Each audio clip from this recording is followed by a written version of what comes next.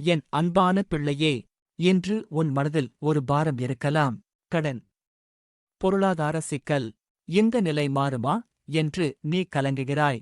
இயேசு இன்று உன்னிடம் சொல்கிறார், பயப்படாதே, நான் உன்னை கைவிட மாட்டேன்.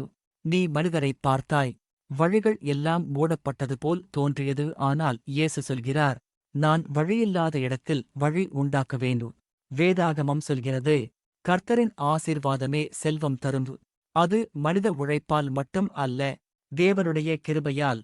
இன்று இயேசு உன் வாழ்க்கையில் புதிய கதவைத் திறக்கிறார். நீ நினைக்காத இடத்திலிருந்து உதவி வரும். கடன் உன்னை ஆளாது. நீ கடனுக்கு அடிமை அல்ல. இயேசு உன்னை ஆசீர்வாதத்தின் மேல் நிறுத்துகிறார். உன் சிறியதை தேவனுக்குக் கொடு. விசுவாசத்தோடு நட. நியாயமாக உழை. இன்று பலர் ஜெபிக்கிற ஜெபம் ஒன்றே, கர்த்தாவே, கடன் மாறணும், வாழ்க்கை சீராகணும். நீ நல்லவனாக இருந்தும் உழைத்தும் ஏன் இந்த சிக்கல் என்று நீ கலங்குகிறாயா? இன்று இயேசு உன்னிடம் பேசுகிறார். இது மனித வார்த்தை அல்ல, வானத்திலிருந்து வரும் ஆறுதல். கடன் வாங்குகிறவன் கடன் கொடுப்பவனுக்கு கீழ்ப்படிந்தவன். கடன் மனநிம்மதி கெடுக்கும், குடும்பத்தில் சண்டை உண்டாக்கும், நம்பிக்கையை குறைக்கும். ஆனால் நினைவில் வையுங்கள், கடன் உன் அடையாளம் அல்ல. நீ தேவனுடைய பிள்ளை. கர்த்தரின் ஆசீர்வாதமே செல்வம் தரும். தேவன் உன்னை வறுமையில் வைத்திருக்க விரும்பவில்லை, கடனில் அடிமையாக்க விரும்பவில்லை. நீ கடன் வாங்காமல் பலருக்கு கடன் கொடுப்பாய். இது தேவனுடைய வாக்குத்தத்தம். இது இன்றைக்கும் உயிருள்ள வார்த்தை. 5 அப்பம் 2 மீன். குறை இருந்தது, ஆனால் இயேசு அதை ஆசீர்வதித்தார். அது பெருகியது. நீ சிறியது என்று நினைப்பதை இயேசுவின் கையில் கொடு, அது பெருகும். 3 முக்கிய விசைகள்.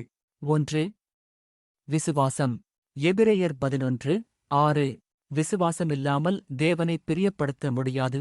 விசுவாசம் என்பது பிரச்சனை இல்லாத வாழ்க்கை அல்ல, பிரச்சனை இருந்தாலும் தேவன் செய்வார் என்று நம்பி நிற்கும் மனநிலை.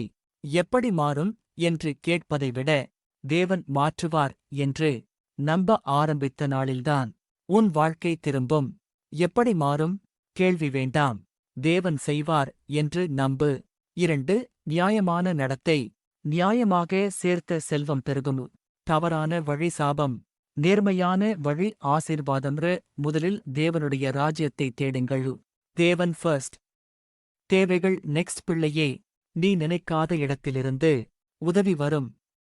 வேலை வாய்ப்பு, கடன் தள்ளுபடி, புதிய வருமான வழி, இவை எல்லாம் இயேசுவுக்கு சாத்தியமு. இன்று இந்த வார்த்தையை கேட்கும் நீ, உன் உள்ளத்தில் ஒரு ஆழமான பாரத்தோடு, ஒரு தீர்வு கிடைக்குமா என்ற எதிர்பார்ப்போடு இந்த வீடியோவை திறந்திருப்பாய் என்று நான் நம்புகிறேன்.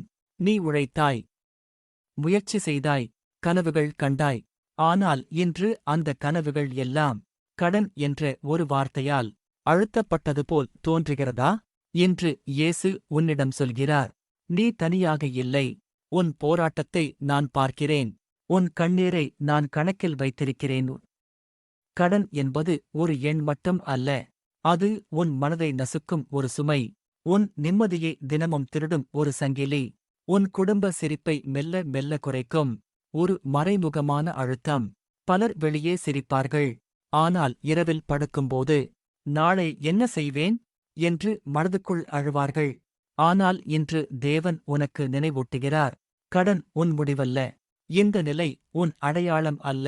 நீ தேவனுடைய பிள்ளை. உன் வாழ்க்கைக்கு தேவன் ஒரு நல்ல திட்டம் வைத்திருக்கிறார். இது மனிதரின் கனவு அல்ல, இது தேவனுடைய வாக்குத்தத்தம். தேவன் உன்னை வாலாக அல்ல, தலையாக, கீழாக அல்ல, மேலாக, குறைவாக அல்ல, நிறைவாக வாழ வைக்க விரும்புகிறார். 5 அப்பம் 2 மீன். அங்கு இருந்தது குறை, அங்கு இருந்தது இயலாமை, அங்கு இருந்தது மனித கணக்கில் இது போதாது என்ற உண்மை. ஆனால் அந்த சிறியதை இயேசுவின் கையில் கொடுத்தபோது அது ஆசீர்வாதமாக மாறியது. அது பெருக்கமாக மாறியது. அது எல்லாருக்கும் போதுமானதாக மாறியது. இன்று இயேசு உன்னிடமும் சொல்கிறார், உன் சிறிய வருமானத்தை, உன் சிறிய முயற்சியை, உன் சிறிய நம்பிக்கையைக் கூட என் கையில் கொடு, நான் அதை பெரிதாக்குவேன். விசுவாசம் என்பது பிரச்சனை இல்லாத வாழ்க்கை அல்ல, பிரச்சனை இருந்தாலும் தேவன் செய்வார் என்று நம்பி நிற்கும் மனநிலை எப்படி மாறும் என்று கேட்பதை விட தேவன் மாற்றுவார் என்று நம்ப ஆரம்பித்த நாளில்தான் உன் வாழ்க்கை திரும்பும். ஆனால் அந்த சிறியதை இயேசுவின் கையில் கொடுத்தபோது அது ஆசீர்வாதமாக மாறியது. அது பெருக்கமாக மாறியது. அது எல்லாருக்கும் போதுமானதாக மாறியது. இன்று இயேசு உன்னிடமும் சொல்கிறார், உன் சிறிய வருமானத்தை, உன் சிறிய முயற்சியை, உன் சிறிய நம்பிக்கையைக் கூட என் கையில் கொடு, நான் அதை பெரிதாக்குவேன்.